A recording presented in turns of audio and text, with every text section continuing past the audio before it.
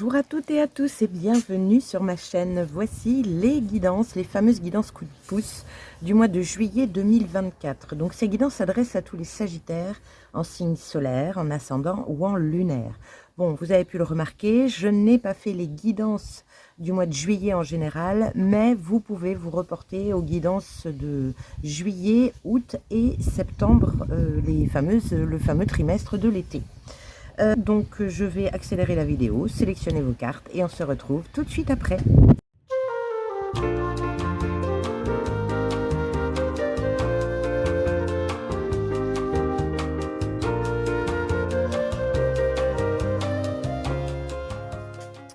Bien, me revoici, chers Sagittaires, pour la période du 15 au 31 juillet 2024. Alors ici, vous avez votre état d'esprit au 15.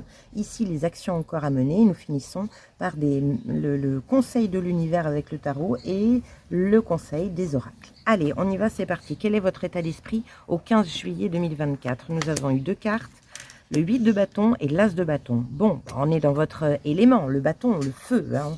Donc ça, c'est plutôt chouette. Donc un état d'esprit qui veut aller vite, un état d'esprit qui veut trouver cette baguette magique, qui veut trouver cette nouvelle vibration intérieure. Bien, donc le 8 de bâton, on est également dans tout ce qui est synchronicité, message de l'univers, les guidances. On peut parler de saisir une opportunité, donc cette fameuse baguette magique. Peut-être que vous allez avoir une opportunité sur cette deuxième quinzaine de juillet, c'est possible.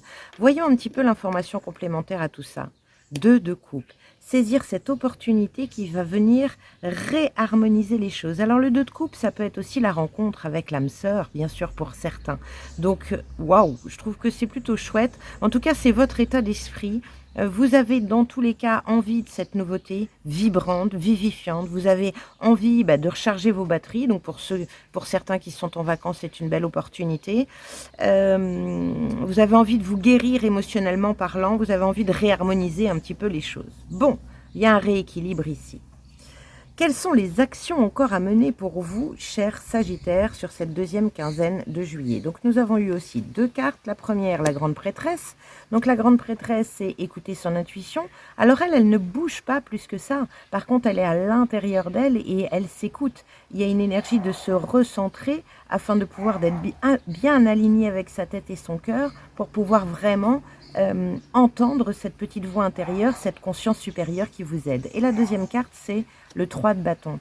Afin de pouvoir patienter, j'ai envie de dire, ou on est plus sur une énergie ici de pouvoir entendre ce qui vous attend. Le 3 de bâton, c'est ça un petit peu. C'est-à-dire qu'on n'est pas sur du 4 de bâton, il n'y a pas de stabilité, les choses ne sont pas, ça y est, concrètes, factuelles. Mais elle est dans une ouverture à se dire, de toute façon, je sais que ça va arriver. Alors peut-être cet as de bâton, justement, cette opportunité, ce rééquilibre émotionnel, cette âme sœur, je sais qu'elle va arriver, mais je ne sais pas vraiment quand. Alors je me prépare, mais j'ai beaucoup de foi, c'est-à-dire que je sais que ça va arriver. Donc ça, c'est plutôt chouette.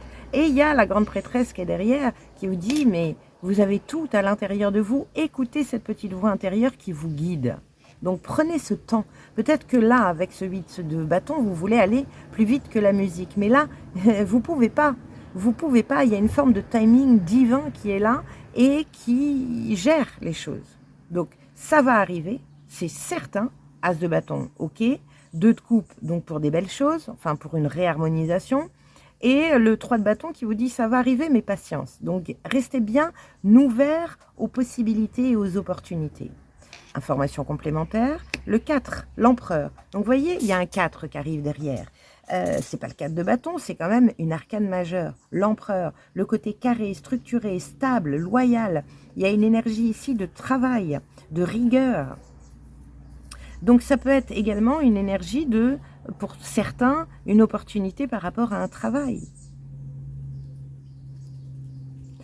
Écoutez bien votre intuition, les amis, c'est ça l'action à mener. Écoutez bien votre intuition afin de bien vous préparer pour ce futur qui arrive.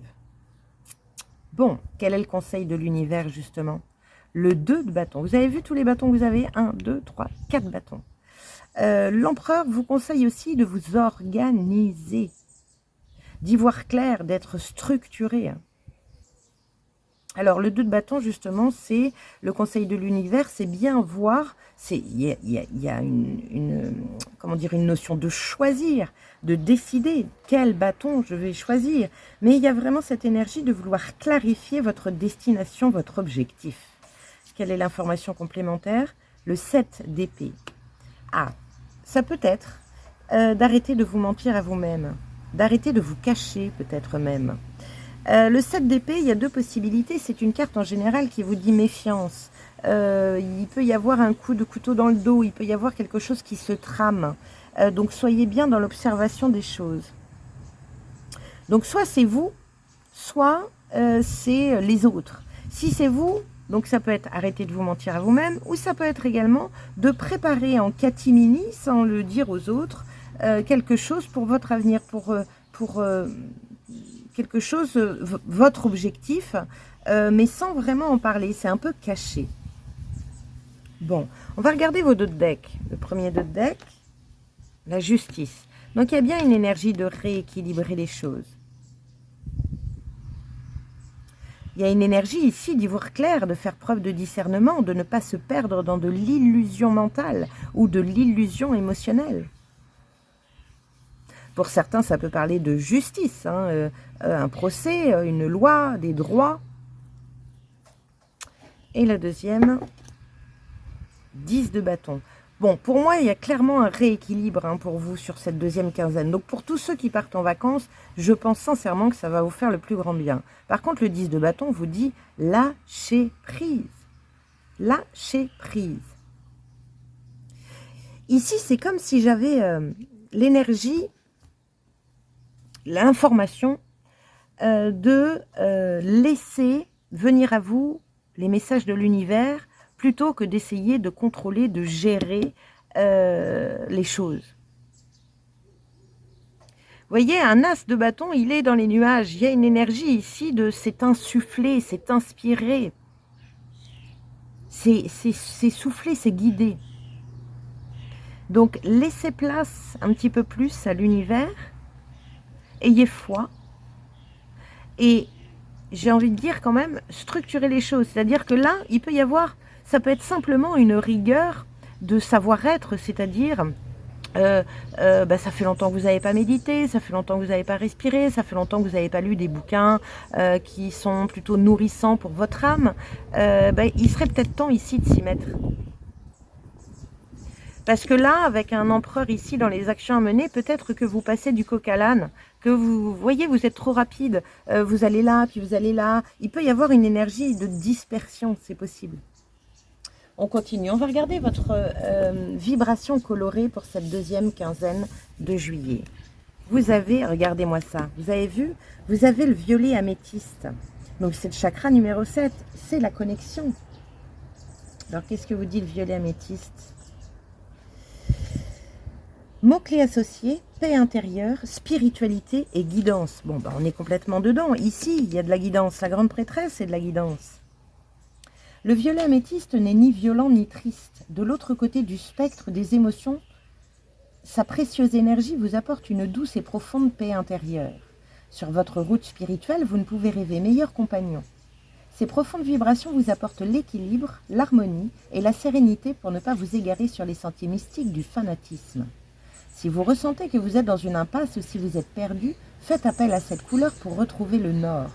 Tel l'étoile du berger, le violet améthyste vous guide sur la voie de la vérité. N'abandonnez pas, il y a toujours une lumière au bout du tunnel. Puissant et lumineux, le violet améthyste vous aide à rester fidèle à votre objectif, à vos idées, à vos principes ou tout simplement à votre raison d'être. Bon, donc là, allez chercher à l'intérieur de vous afin de pouvoir, je dirais, vraiment choisir une voie. Vous ne pouvez pas faire peut-être ben que oui, peut-être ben que non. Et vous mouillez. Ici, pour moi, j'ai la sensation qu'il va falloir vous mouiller. Force, ouverture spirituelle, intuition et centrage. Vous voyez, vous recentrez. Défi, manque de clarté intérieure et mysticisme. Mantra, je recherche la vérité suprême et la façon la plus apaisante de vivre ma vie. Peut-être qu'il faut arrêter de vous mentir à vous-même. Et la façon la plus apaisante de vivre ma vie, on est ici sur le 10 du bâton avec ce lâcher-prise là. Il y a une citation de Pierre-Paul Marchini qui vous dit « Il y a toujours une lumière au bout du tunnel, mais parfois, elle est difficile à voir. » Bon, donc prenez du temps pour vous, faites-vous du bien. Allez interroger cette petite voix intérieure. On continue. Quel est le message de la tatou-thérapie pour vous? Les valeurs. Prends garde à ne pas juger les gens ou leurs actions. L'interprétation de tes jugements de valeur et de tes comparaisons pourra, si tu n'es pas assez vigilant, te faire regretter certaines de tes réactions à chaud. Contente-toi de rester juste et à ta place. À ta place, voilà, c'est ça.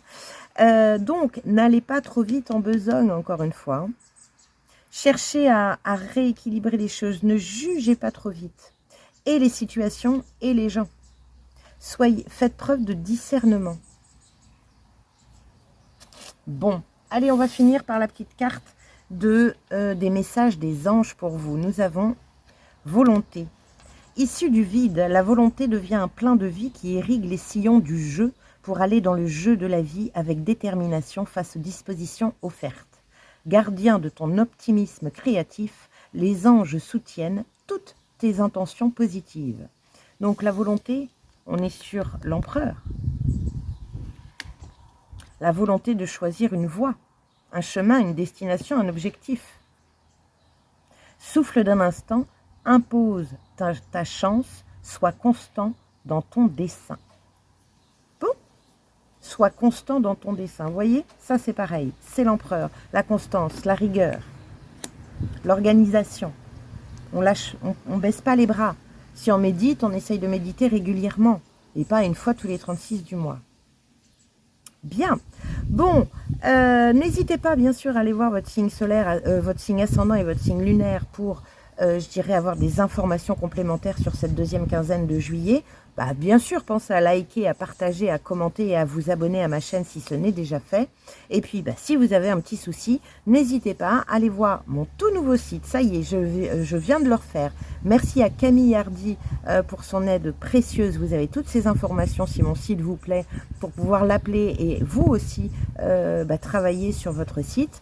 Donc, n'hésitez pas en tout cas à aller le voir. C'est www.invitationvoyage.fr.